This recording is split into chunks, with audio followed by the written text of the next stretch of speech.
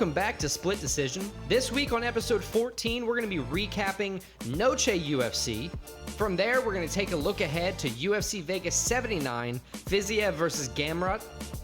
Then, we're going to move on to our top 5 worst people.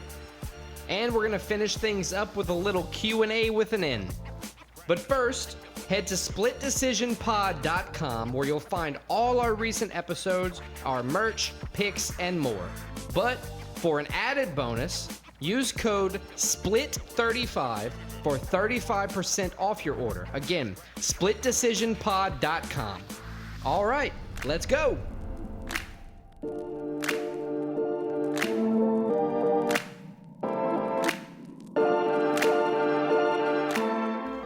All right, let's move on to our recap of Noche UFC from this past weekend. Shevchenko, Grasso was the main event, and man, this fight kind of lived up to the billing.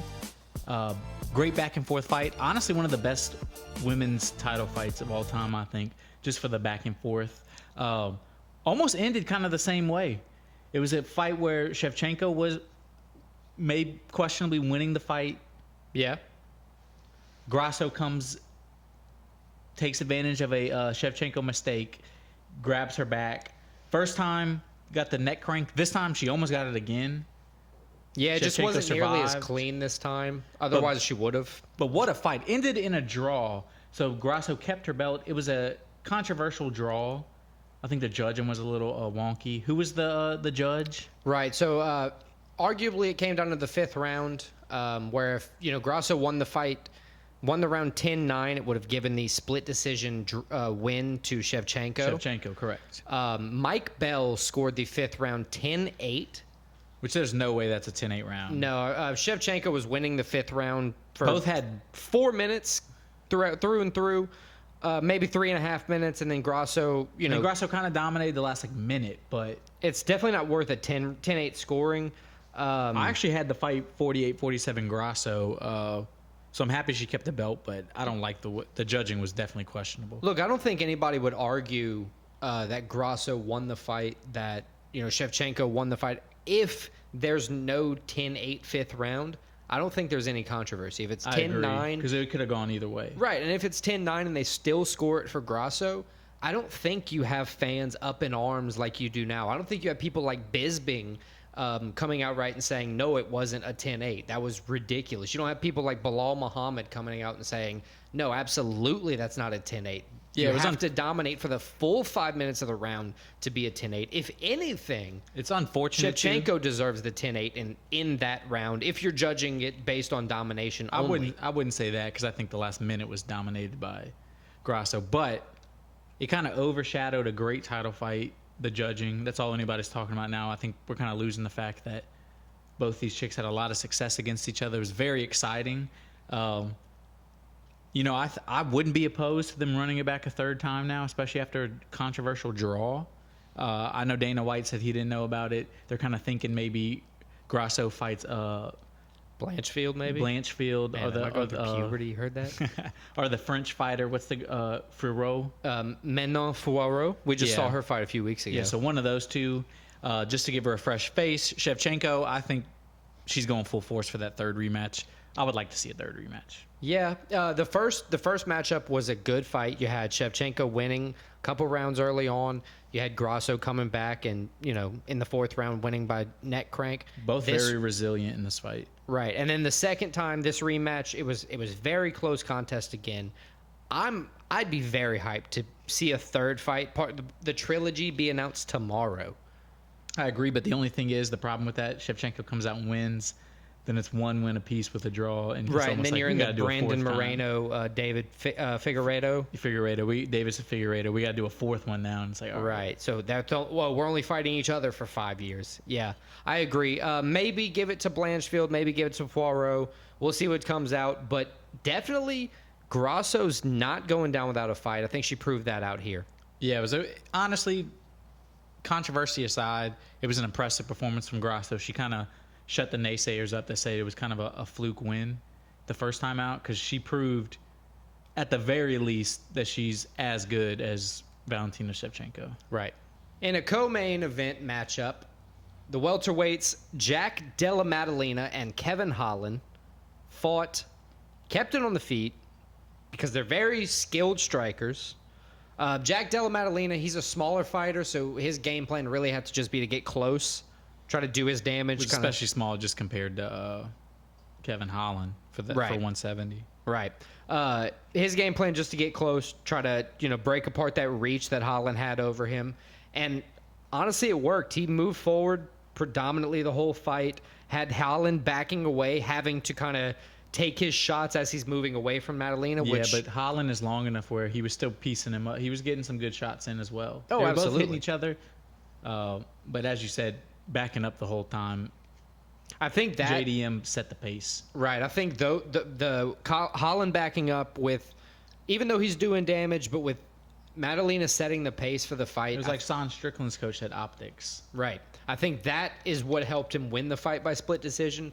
Given the close matchup, you need that very thing. You need optics on your side to win the fight. In a fight where there's no takedowns, there's nothing like that to, dictate. Was there a knockdown in the fight? No. Yeah. No, it's just a very stand-up, very skilled striking fight where damage was dealt and, Jack Della Maddalena won by split decision. That moves him to 16 on a 16-fight win streak in the UFC.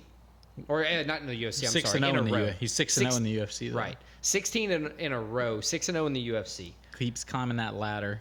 I think we're going to see him on a pay-per-view. I've seen him on a few. He was supposed to be on a pay-per-view a few weeks ago. Yeah. His opponent had to back out, so he fought on the fight night after that. After that. I think we see JDM on a pay-per-view coming up.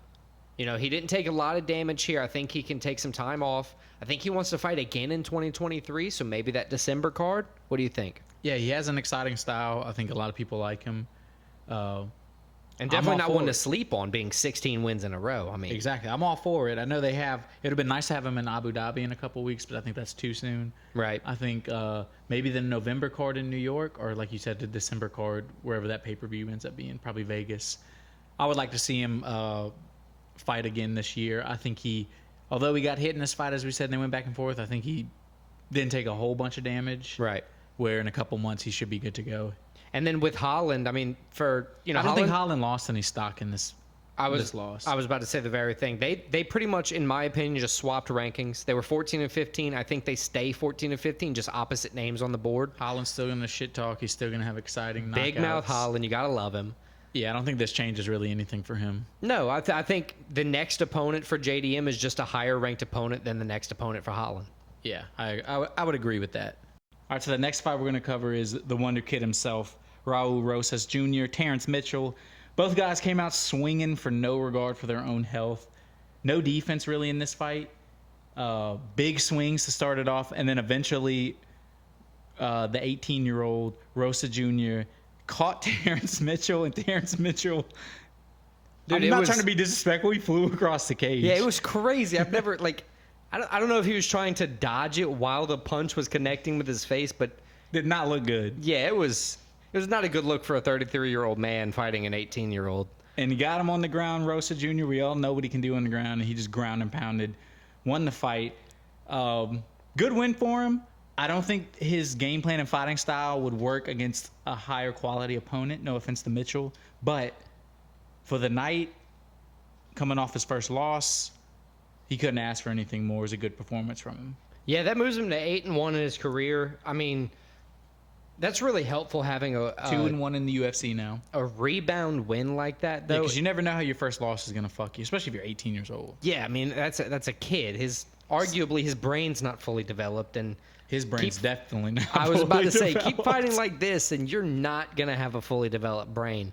But look, you need a couple wins like that to get you on the right track, give you some momentum, and all props to Raul Rosas Jr., El Nino Problema, for coming out, Noche UFC, Mexican Independence Day, and winning it for, his culture. Yeah, he got the crowd going in the fight. It was a nice, nice rebound to see. At the end of the fight with him doing the old Ric Flair, woo!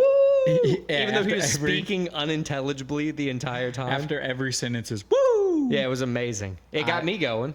It did. He might not know exactly what he's doing, but he's doing the right things right now. Yeah, it was similar to that Kanye West song, Friends in Paris. it gets the people going. Yeah. Moving on to a fight in the lightweight division, we have Daniel Zellhuber versus Christos Giagos. We saw this one here two different ways originally. I thought Zellhuber was going to, take this one with stride, and you thought Giagos was going to win. Yeah, I thought the experience would play a factor. Honestly, man, you But were honestly, close the in that first round. The experience looked like it was advantage the younger guy. It was weird. He Yeah. seemed like the guy with more experience. He fought like the guy with more experience. I think Giagos is kind of known for unleashing those little furies and then capitalizing on those. And if you don't capitalize, Right. then I it's kinda think screwed. one of the things that kind of shocked me from Zellhuber was how quickly he was able to regain his composure after completely getting rocked in the first round. Yeah, he got caught. As you said, He kind of ran, then Did found what he the had to clinch. And look, in my opinion, do what you, like you just said, do what you got to do to win the fight. As long as it's legal, it's good. because after he survived that, it seemed like it was clear his advantage, and obviously ended with the second round finish. Was it anaconda choke? Yeah, an anaconda choke. He got Giagos to the panic attack because he rocked him. Right. He caught him with a counter. Panic takedown. Takedown. Panic like, shoot. panic shoot. Yeah. Zellhuber countered him with a out. right hook. Yeah, we'll get there eventually. We're on the short bus sometimes. It's all good. Zellhuber countered with a powerful right hook that stumbled Giagos, causing him to do, like we said, the quick shoot, the panic Oh, shoot. shit. I don't want to get knocked out. Right, I'm If I scared. get punched again, I'm out. Right. So Zellhuber countered again with better wrestling defense, locking in that anaconda choke, securing him another victory at just 24, you said? 24 years old? 24 years old. That moves into 2-1 in the UFC. He lost his first UFC fight. He's won 2 in a row since then. 14-1 overall. So he's a guy to look out for. You always like to see, as we said in Rosa Jr. before, a guy get his first loss and take it well and rebound. He's got his first loss 2 in a row now. He Yep. seems like he's rolling Zellhuber. So with Zellhuber in the lightweight division, we talk about this division often being one of the toughest divisions in the UFC to move forward in. Who would you like to see Daniel Zellhuber fight next? Is he ready for anything of a contention, or is he looking a couple more fight nights before he gets to go? No, I think he's a couple more fight nights. This division is so stacked, and he's so young. I think his that you don't only want to just shot, throw him in there. Maybe like the quick, biggest, short notice, maybe UFC prelim pay-per-view card he might get on. maybe somebody like Patty Pimblett. Yeah. That'd be a good one for him, but I don't think Patty would fight him. Not right now. There'd have to be a change of trajectory for Maybe for our guy Pimblett. Kurt Hollyball. He could. That wouldn't be a bad matchup for each other. Another experience versus newcomer, but I think Kurt Hollyball in that case, kind of takes his fight. Think so too. Shout out. Either way, I think he's not at the rank level yet, just because of especially how deep this division is. And there's no reason to rush him when he's 24. You don't want to. Yeah, give him time to grow. Yeah, let him build. I like that.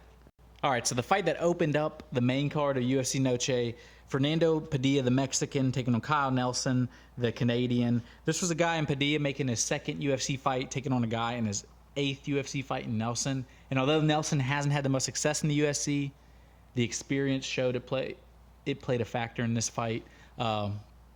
Padilla rocked him early. Yeah, We were both kind of frustrated he didn't go harder for the finish when it happened. It's kind of annoying to me when, not even when you do it every once in a while. To me, Padilla is a maintenance fighter. But it's only his second UFC fight. Right. And he got a first-round TKO in his first fight. But just looking at him fight, he doesn't want to rush for it. If he has a game plan, he won't change it, which I guess that's a good thing. But I mean, it's worked for him so far. This was just a tough fight, and he just he didn't go for the finish. And once Nelson kind of recovered after that, it was over. he got stronger as the fight went on. Right. Padilla, it is his fifth loss overall. His first UFC loss, 1-1, but still never gotten finished. All 5 losses are decision losses. So that does seem to be his Achilles heel sometimes. He probably doesn't go for the finish hard enough. And when he doesn't do that, he typically loses. Right. I guess that's my argument. Not to say like he doesn't ever finish, because he did, finish his Yeah, last he has fight 5 out. KOs, 8 subs. It's First it's round more, TKO in his first UFC fight. It's more what you just kind of alluded to. When he doesn't finish, he typically loses because he has the opportunity and Yeah, either but I doesn't think that see was- it or just doesn't take it. I think we're judging him totally on one fight as well. Yeah. Kyle Nelson did fight a good fight here. He adjusted his game plan, which, props to him for at least, or props to his coach for telling him and him listening. He adjusted his game plan, moving to land more powerful shots while Padilla, focused on his original game plan, just using leg kicks and, power punches. It's 2 straight wins now for Nelson, too. I like it. After struggling in his UFC, to start his UFC career, 2 straight wins, moves to 3-4-1 overall. So only Getting 32. He still got some time even. left. Yeah. Good win for him. Solid performance from him. Padilla, I think he'll be back. Just a minor setback. All right, and the last fight for Noche UFC we're going to cover is going to be Roman Kopylov versus Josh Fremd. Honestly, the main reason we covered this fight, or I guess main 2 reasons, are going to be that we really like Roman Kopylov and we really like Josh Fremd.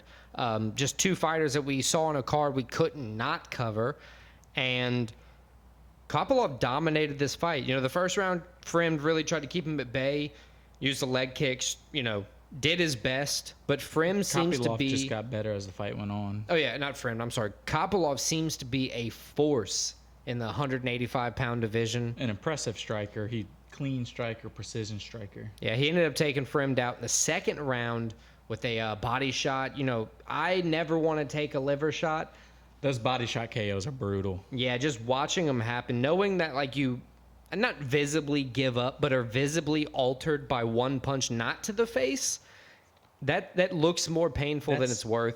Kind of a piss and blood thing, and I don't want to go through. So Kopylov, 12-2 overall, now 4-2 in the UFC. He lost his first 2 UFC fights, and now has won 4 in a row, all 4 knockouts. Like you said, and like I said, like we both said, I don't think we're going to be betting against Kopylov anytime soon. No, he's a guy to watch out for. He's dangerous. He came back from 2 straight losses and is now going on this run, this impressive run. Watch out for him. Right, he had a head kick his last time out. That body shot knockouts are just... And a body shot knockout this time. Crazy knockouts coming from Kopylov. He had the kick and then about 5 seconds later, then punched him right in the liver and then... just folded. Done. Right. So shout out to Kopylov moving forward. I'm excited to see him fight.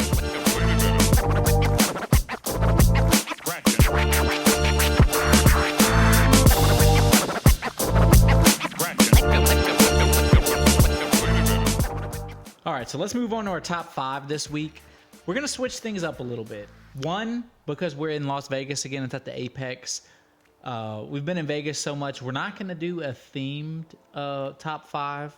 Instead, this week, and pretty much for these Vegas weeks, or if there's no UFC card, we're just going to do kind of a random, out of the blue top 5. So this week's top 5 worst people.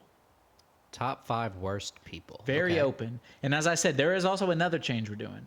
So instead of just each of us listing our top 5, starting number 5 up, where we have some of the same things, we're going to kind of do a draft right here.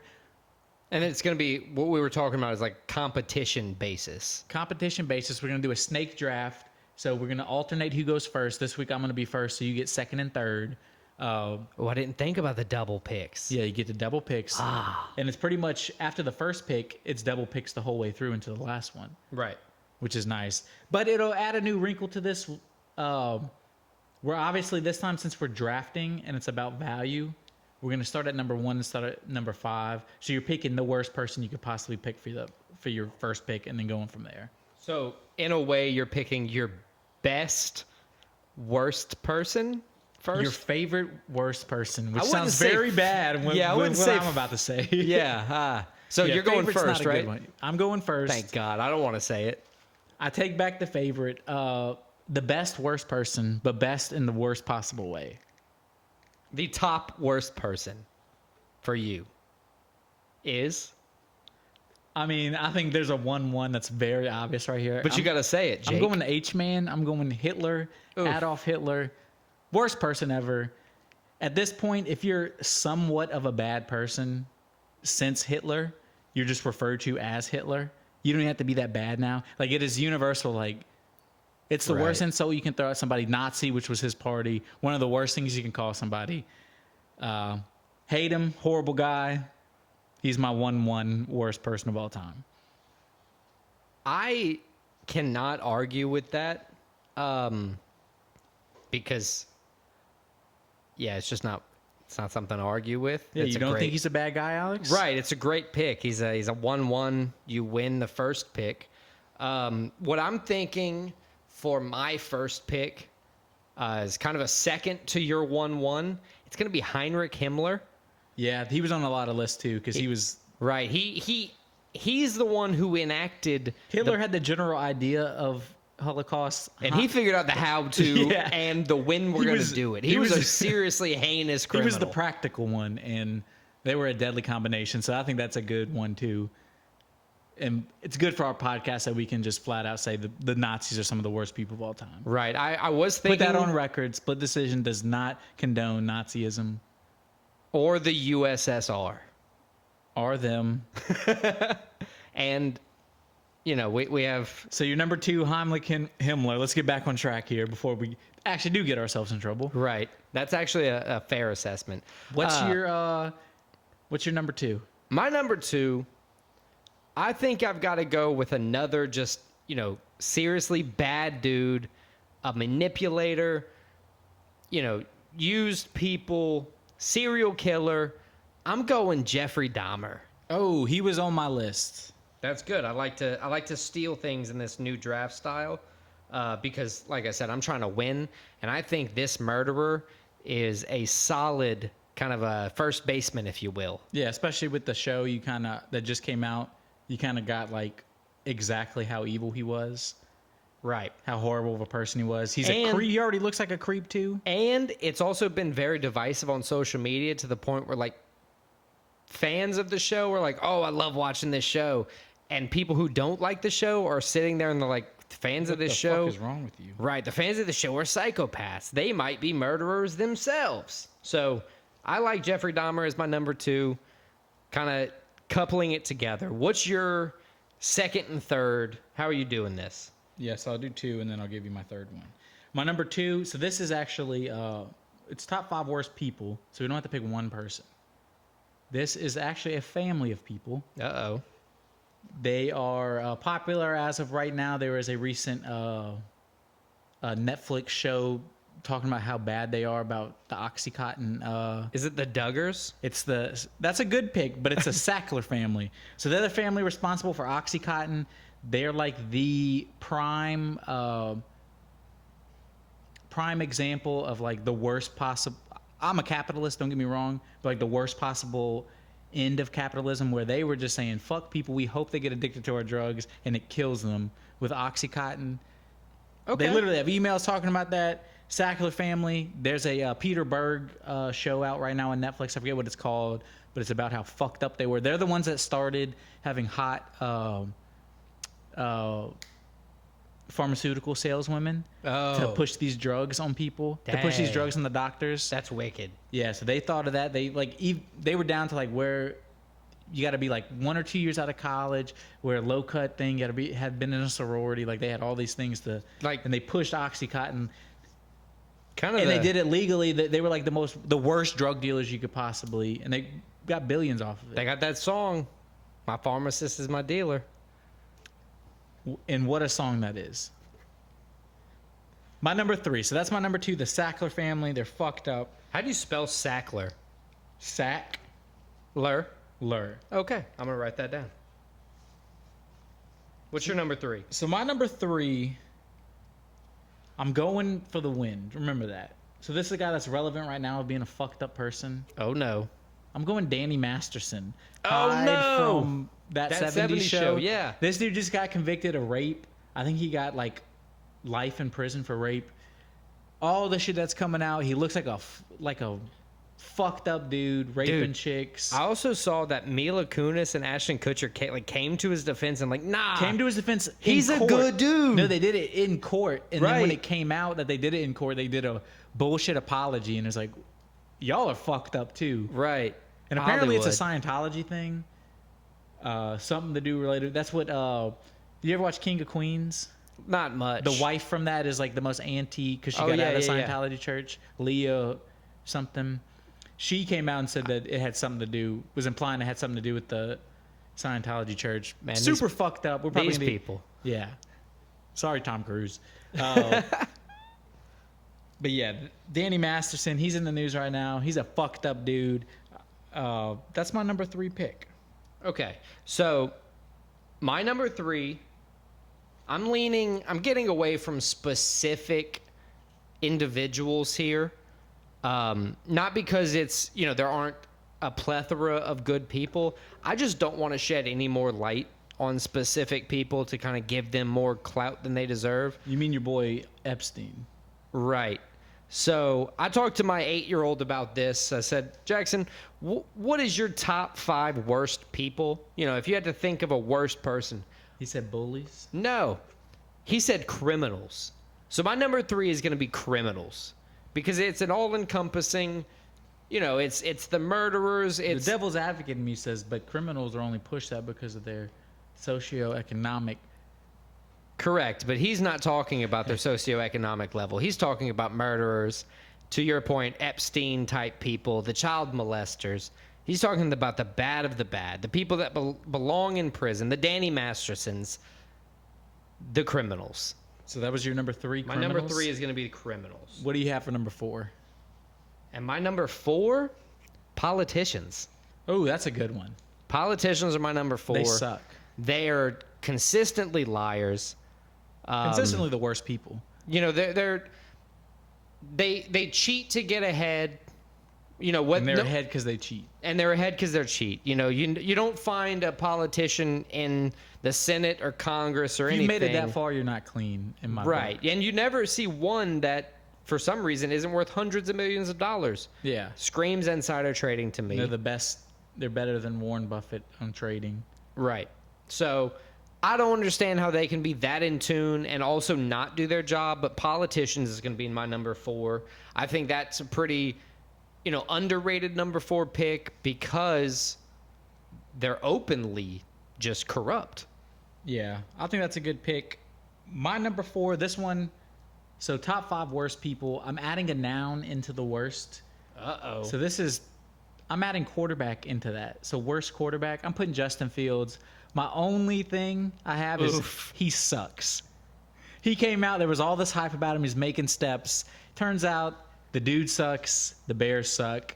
He's a bust. It's unfortunate for the Bears, but there was a lot of hype behind him, and he's the worst. So my number 4, I'm sorry to put Justin Fields on a list with Hitler, but Justin Fields, number 4. I just want to point out that Justin Fields is only 3 spots away from Hitler. Yeah, but these are exponentially worse. Whatever you say, Coach. What's your 5th pick? Yeah, I'm kind of regretting that number 4 pick now. It's recorded. You can't take anything back. Too late now. So, sorry, Justin Fields. I didn't mean you're Hitler. I'm just going to put that on the record. Okay, so we at Split Decision do not condone Nazis or Justin Fields being Hitler. Exactly. Okay. So my number 5, I had one. I don't know if it'll play well on the graphic and get votes. It goes with our pick. It goes with kind of what we've been talking about. I'm going to go the safe pick. I'm going to go Aaron Hernandez, the football player. The dude was fucked up all the way from Florida, or actually all the way from high school to the NFL. He was killing people, shooting people, beating people up. He was on the DL. It's not a bad thing, but... Yeah, no, I Aaron Hernandez, he's a shitty person. Most men in America... He ended up being a killer, too. I mean, that's... He was good, yeah. Most men in America would, their literally dream a would killer. be to be a star in the NFL. He had a chance to do that, and instead he chose literally killing people. Aaron Hernandez sucks. Yeah, that's a pretty great list of top 5 worst people. I'm going to finish mine off with another kind of generic worst person, but to me it's kind of the general lowest of the low. It's not doing anything to hurt anyone. You're not a murderer or anything. But if you're a liar... Yeah, I mean, liars, definitely. Man, that is up there. I can't trust a thing you say. If you lie to me, I can't trust anything. You're being deceitful. That is hard, man. The worst is people... Getting lied to about important things sucks. But the people that lie about, the small things, too... Right, you're lying just to do it. Those are the worst kind of people. Absolutely. So I think Liar, mine's kind of general at the end of the list there, but Liar to me, if you lie about that, you're one step away from doing the next worst thing, and then one step, it's a slippery slope, if you will. Yeah, if you're willing to lie about a lot, like be labeled a liar, Right. what else won't you do? There's no end. So that's the top 5. Comment below.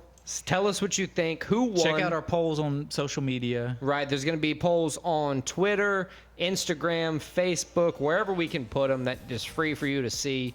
Let us know who won. I believe I did. So let's go for that. Yeah, way to put on record you think you won a draft.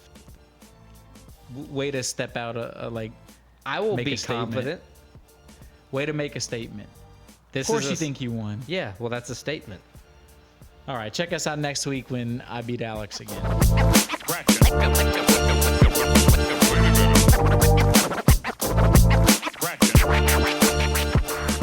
All right, so let's move ahead to the fight preview of the week.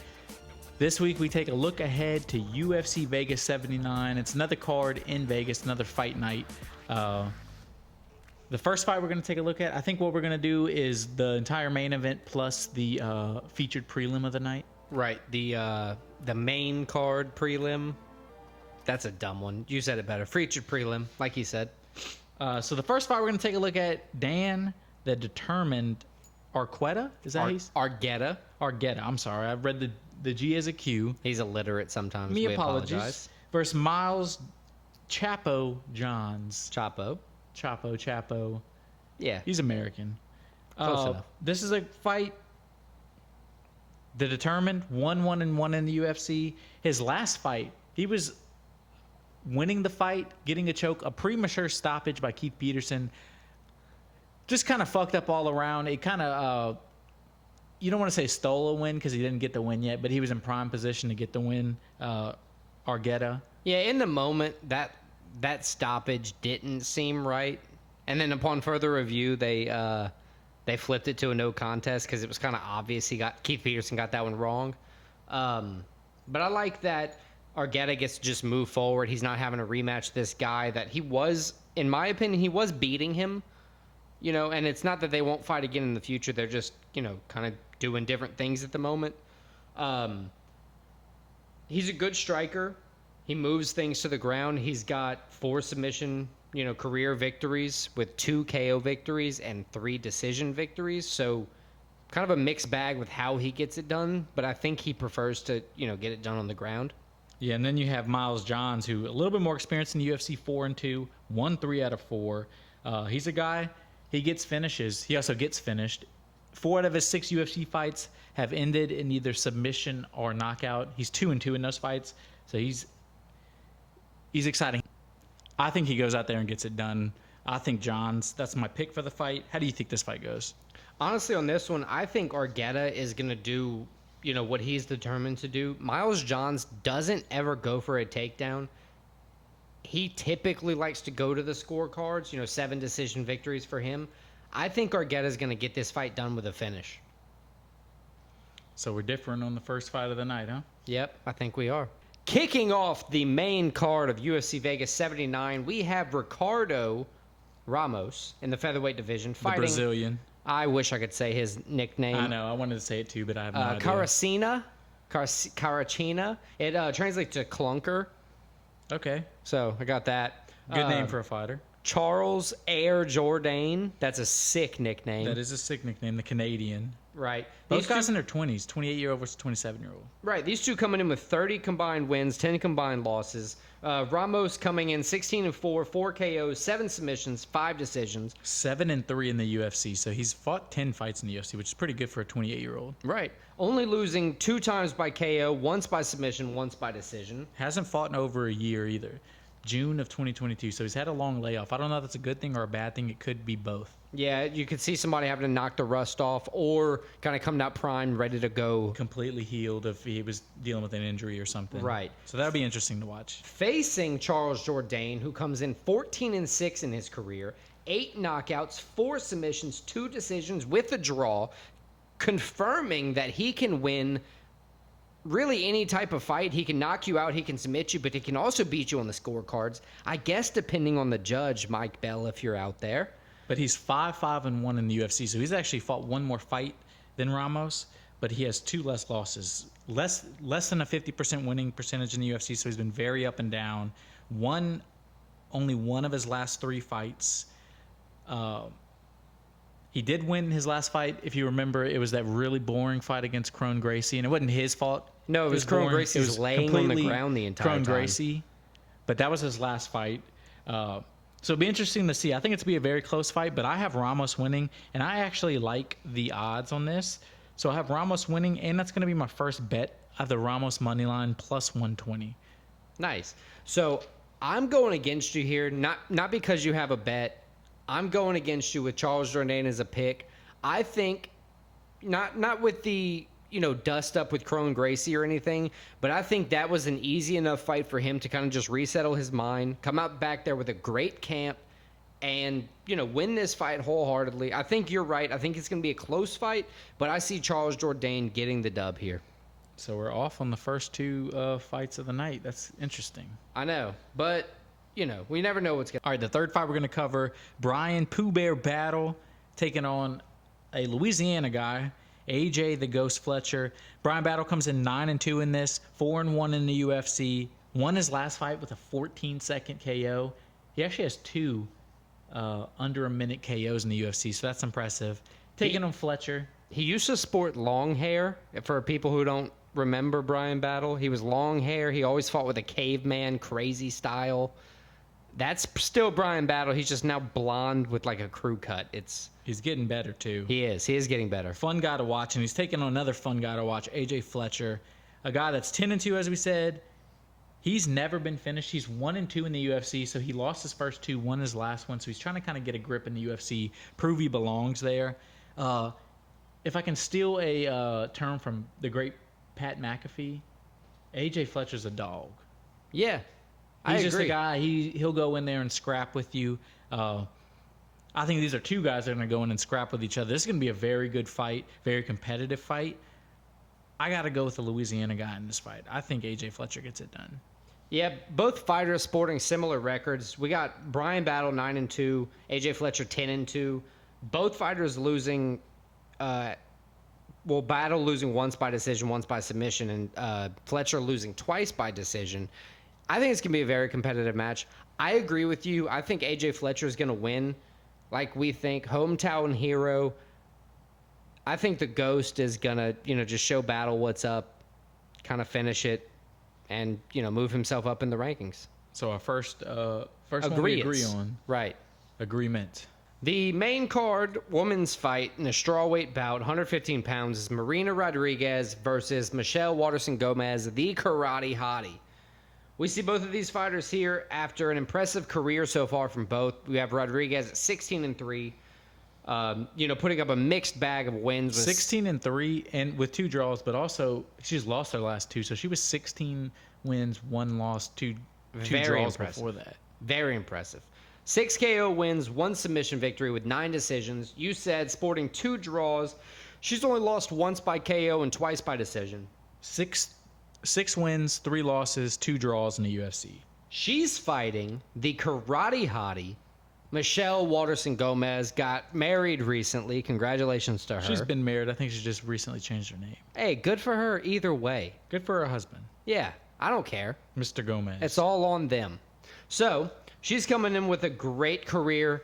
Might be towards the end. Great. I would say 18-11 overall in her professional career. She's lost 3 in a row though, and 5 out of her last 6. So she's I'm been not worried about that. She looks cool when she's doing it. 3 career KOs, 9 submission victories, 6 decision victories, only losing once by KO, 4 times by submission, and 6 times on the cards. Her last win was September of 2020. Sounds like a hater over here. I'm just the realist, Michelle. I love you. I feel you. But look, Rodriguez won last time out by unanimous decision against Gomez. Not her last time fighting. Against Waterson Gomez, she won.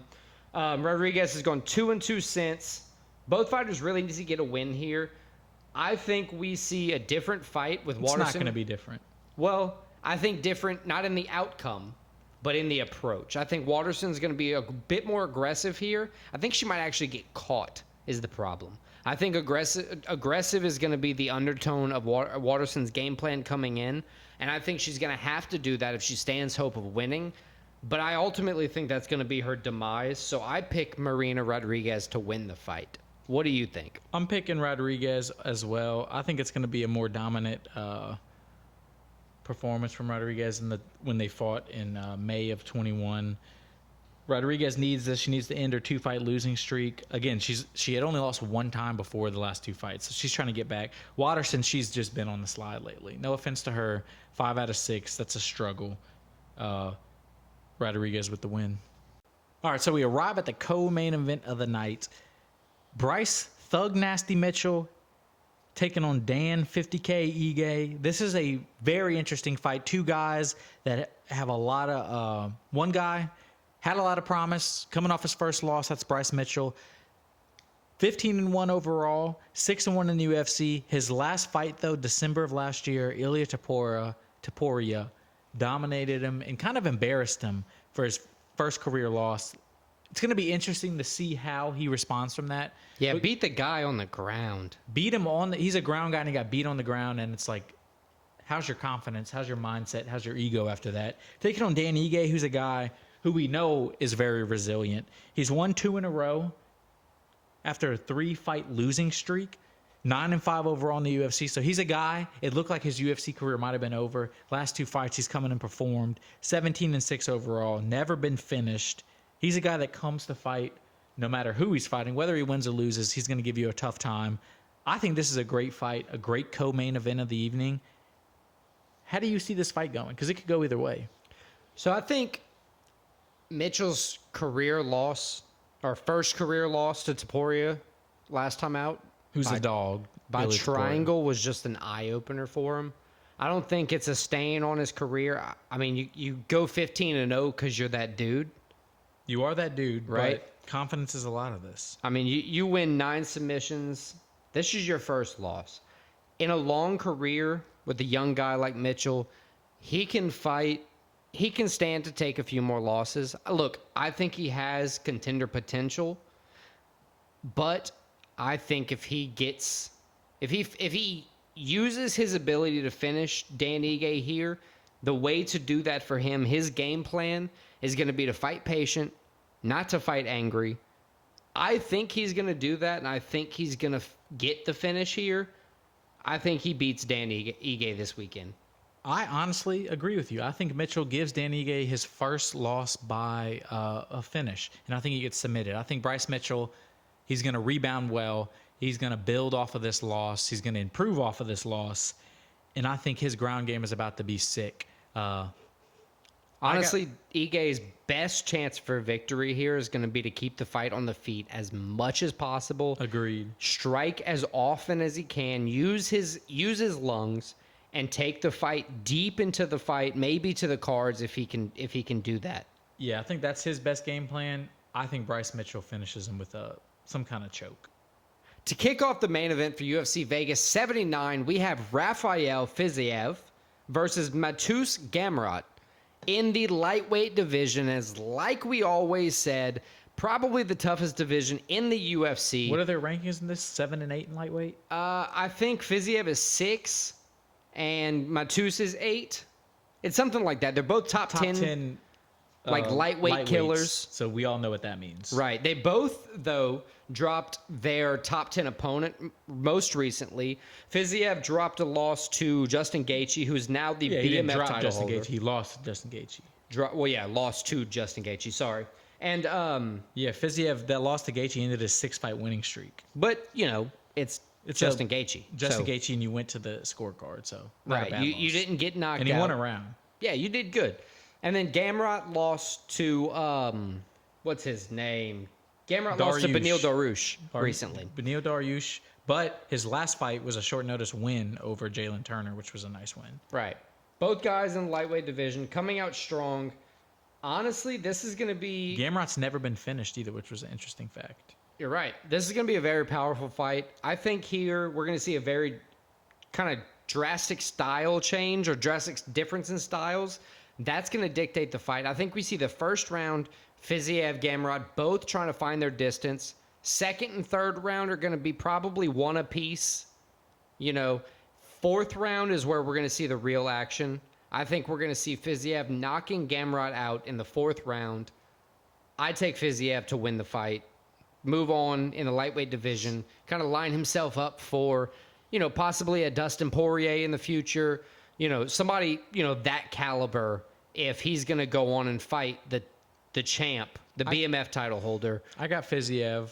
I think it goes to decision, though. I think it's going to be a chess match between the two guys. But I also have Fiziev winning the fight. Dustin Poirier is not a bad fight for him. I don't think Dustin, he wants big names. I don't think he would fight him. Another guy to look out for, Fiziev, maybe he fights Dariush. Yeah. That would be a good fight. Right.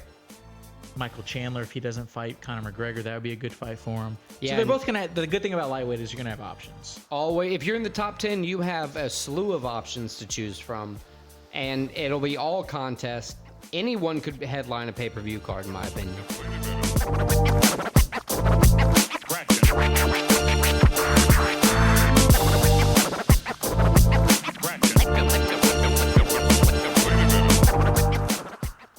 All right, so let's kick off and not finish up, but, kind of go through the bets and picks from last week. I had an okay week. Christian had a less than what I did okay week. Horrible MMA football kind of saved face a little bit. Chat GPT doing its Chat GPT thing, with getting only a couple wrong, starting to alarm me. I don't care if it's not alarming you. It's picking better than you right now, so... It's kind of picking better than you, too. I know. That's what I'm saying. We need to maybe look at it. But anyway, last week's bets, I went 3-1-1. We had a Valentino Shevchenkov, Alexa Grasso draw. So that gave me my second draw of the season, or push of the season, which is crazy. Well, whatever. You 2-3. You said you went 0-2 on MMA, or 0-3. I lost Holland money line, Holland under, and Giagos money line. So 0-3, but finally got football bets this week. I went 0-4 in the first 2 weeks of football. This week got Florida +7 right. Okay, They actually won outright, which was a nice win. And then I got the Steelers on Monday Night Football. They were +2 underdogs. Nice, and they won. They actually outright won that game. So that was a good game at the end too. Was a good game. Thank God for their defense. 2-3 overall. On a bad week, I'll take the 2-3. I had Josh Frim money line. I thought he had a chance to upset Roman Kopylov there. I was absolutely wrong. I had Zell Huber versus Christos Giagos under, and that fight ended with an anaconda choke. Valentina Shevchenko money line. That was a draw, split draw. Then I had Penn State covering 14.5. They did. And the Packers covering as well. Although I placed the bet late and the line changed, caused me to still get the win, but I'll take it. There's air quotes on that win. In the future, I'll There's say... asterisks. He's Barry Bonds over here. Yeah, you wouldn't get voted into the Hall of Fame because your record's a sham. Just say it. Maybe something like that. But I'll take the win. I'm going to just continue to go ahead and make my bets placed on Friday because that's working for me. Picks, how'd you do last week? Picks, not great. Golly, what'd you do? I got one pick right, and it was Rosa. I was just on a losing streak. Man, your least favorite fighter on the card. I wouldn't say least favorite. I'm not a giant fan of him. But Okay. 1-4-1, obviously the draw. I got the tie. Who'd you pick on the main event? I picked Shevchenko to win, so that might Okay, so fuck me. 10-9. She could have won. That would have helped saved your day there. All right, I went 3-2-1 on picks. I got Josh Frim wrong, Shevchenko draw. I got what was it? Oh, it doesn't matter because I got it wrong. I got a few right. 3-2-1 moves me to 62-26-1 on the season. Christian moves you to 54-32-1 on the season. Pretty good so far for season 0 of picks and bets. ChatGPT GPT is 23-9-1. only getting 2 technically wrong last week. That would be the Kevin Holland loss and the Shevchenko draw. So pretty stellar from chat. Maybe we should start looking at those picks in the future. I don't know. Moving on, we looked at our picks. We kind of brushed over them. We have the same picks for the last 4 fights that we're going to be covering this week. Differences on the first 2. Yeah, so I have Johns, Ramos, Fletcher, Rodriguez, Mitchell, Fiziev in that order. Right. I have Argueta, Jourdain, Battle, Rodriguez, Mitchell. Oh, so you're taking Battle over Fletcher. Oh, I'm sorry, Fletcher. My bad. Hometown hero, Louisiana guy. Fletcher over Sounds Battle. a little suspect. Rodriguez, Mitchell, Fiziev to cap it off. Differences on the 2. ChatGPT's picking Miles Johns, Ricardo Ramos, Brian Battle, Marino Rodriguez, Bryce Mitchell, and Rafael Fiziev. I'm only one off from ChatGPT, so I'll take that. Okay, cool. So, And it's the hometown guy I'm off on. moving into probably the most important part of the whole betting and standings things is you went 2-3 last week in bets. How are you rebounding? What are your 5 bets this week? Let me hear your first 3 UFC. Then we'll take a break. I'll give you my 3 UFC, and then we'll go to football, right? So my first UFC bet is going to be the main event. I'm taking Fiziev minus 150 Okay. money line. Second bet, I'm taking plus 120 odds for the Ramos win over Jourdain. So Ramos money line plus 120.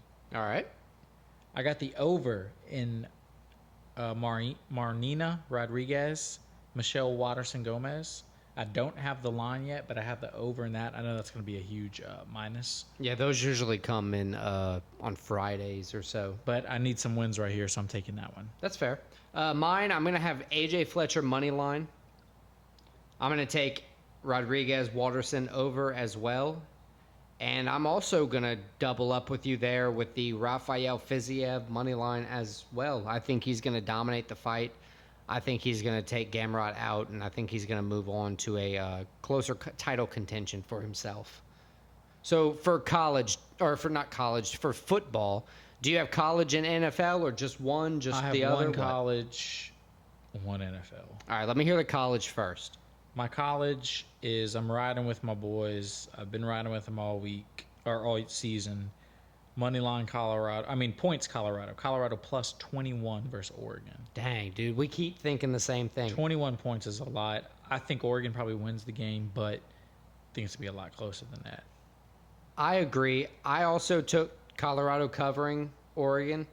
I think It is at Oregon, which is a notoriously hard place to play. it's going to be a surprising game. I think, No Travis Hunter. the adversity they faced last week, playing a rough game, they didn't play the best.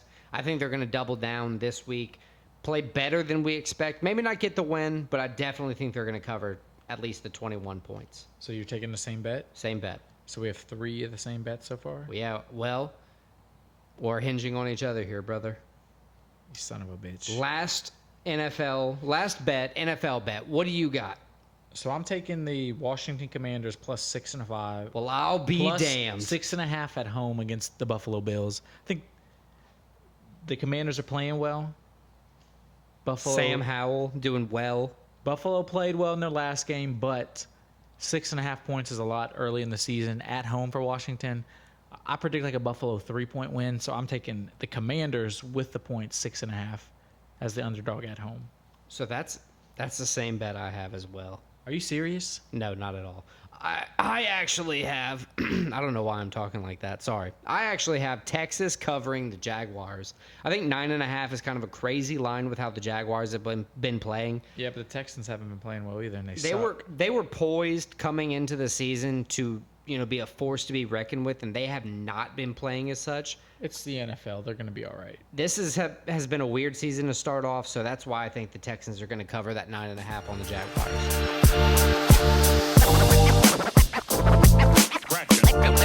Kicking off Q&A with an N. Christian, I want to ask you a few questions.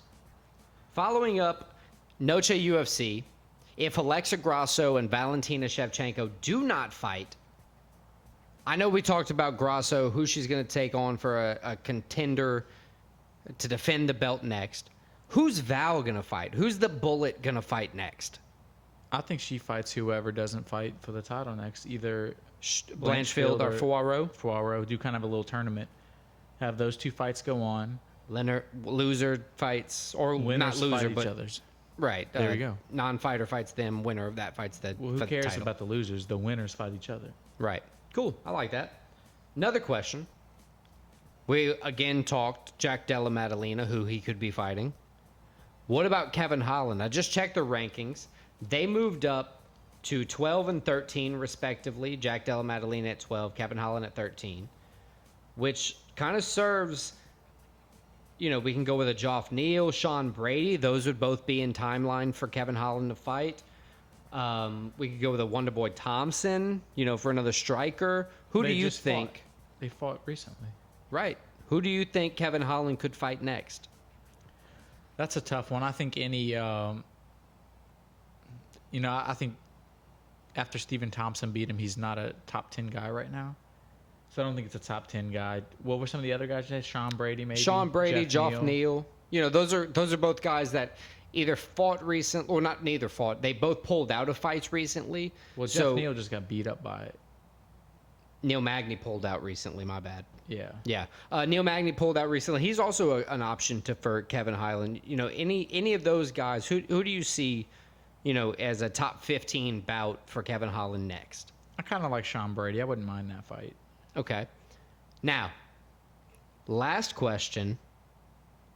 With Aaron Rodgers going down, tearing his Achilles, Nick Chubb, potentially ruining his career with his latest hit, what do you think's to say about the turf on the field? What needs to happen? They need to be playing on grass. The turf. Why? I see. I just personally don't understand that. You're playing on pretty much carpet compared to real grass. There's not as much stability. Is it that simple? Yeah, it's just not the same. Okay. I've never understood. So what's crazy is none of the major soccer leagues in the world, they all use grass because of how Well, I saw the one report where they were saying that refuses to play on turf. They change that with when soccer comes here. Yeah, they change it out to grass. It's well, that's kind of. So it's they can't do it. Right. Yeah, that's kind of crazy to me. And they just want to save money by not having a ground screw. Yeah, that's interesting. But yeah, any athlete you talk to, they 100% of them are going to say grass. Good to know. Well, now you've firmed up my opinion. Thank you. I'm now a grass guy if I wasn't before. Grass guy. So, moving on to the last little segment of the podcast. It's the N part, and as any recurring listener will know, the N stands for news. What do you got for me, sir? So after this week's controversial 10-8 fifth round in the main event, Shevchenko-Grasso, the 10-8 round for Grasso, in Grasso's favor, that caused the draw, or else 10-9 round for Grasso would have been a split decision victory Shevchenko. Because of that 10-8 round and how controversial it is, the Nevada State Athletic Commission, who is over the judges in Las Vegas, obviously, they are holding a 10-8 seminar this week where they go over in full detail what constitutes a 10-8 round, what doesn't constitute a 10-8 round, because I think everybody realizes this was a mistake. Mike Bell. I mean, the judges need to be more accountable for some of these bad mistakes. Yeah, you can't just.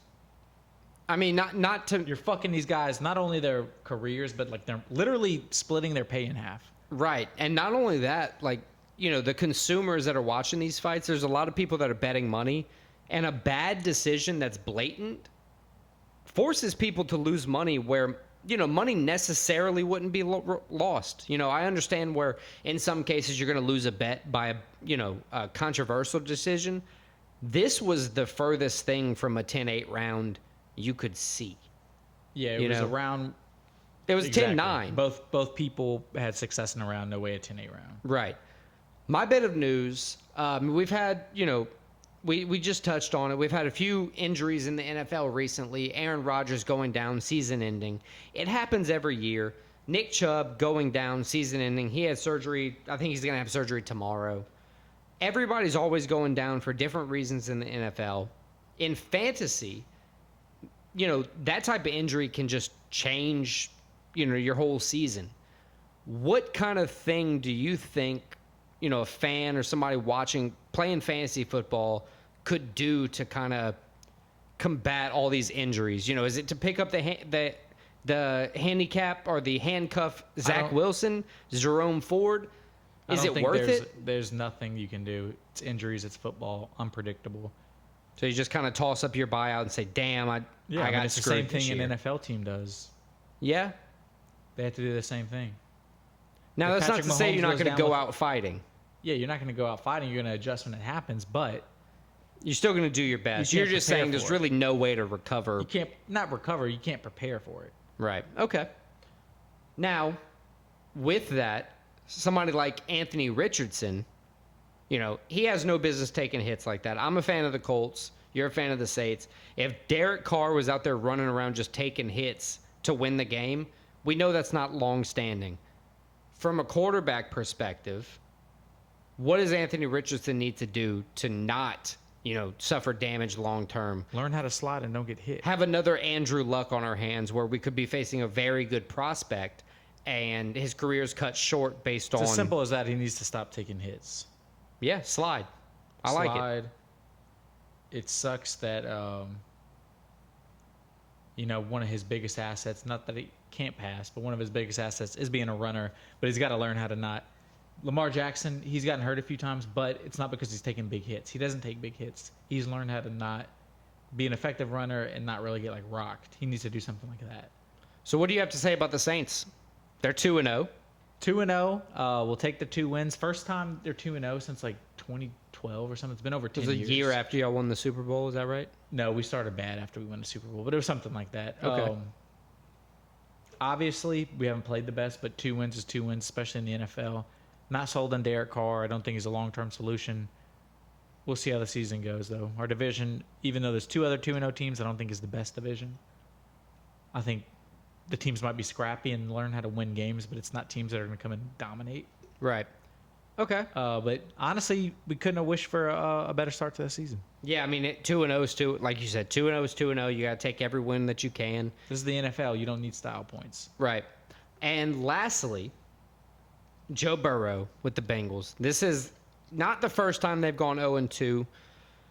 He seems like they always go off to a rocky start, and they finish the year, super strong, putting up points. I mean, T. Higgins started off the season 0-8 in week 1. Didn't catch a reception. Rebounding pretty well here. Caught a couple touchdowns. Got some yards, some receptions. Yeah, they started 0-2 last year. The thing that worries me is Joe seems like he kind of tweaked his calf again. Yep, So- that was a report that came out. I think he'll be monitored in practice. Taylor the coach wouldn't even say if he's starting this week or not. So we'll see how that goes.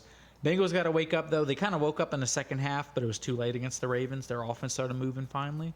I trust Joe Burrow. I think they'll get it figured out. They might not win their division, but I think they're a playoff team still. All right, thank you guys for listening to episode 14 of Split Decision. Check us out next week when we recap UFC Vegas 79, Fizev Gamrot. And for the first time next week, we don't have a UFC card to preview. So check us out to see what we have in store. We got a couple fun things we're going to cover. So check us out. And don't forget to check us out at splitdecisionpod.com to catch up on all our recent episodes, our merch, our picks, bets, and more. And before you go, don't forget Split 35 for 35% off your order at splitdecisionpod.com.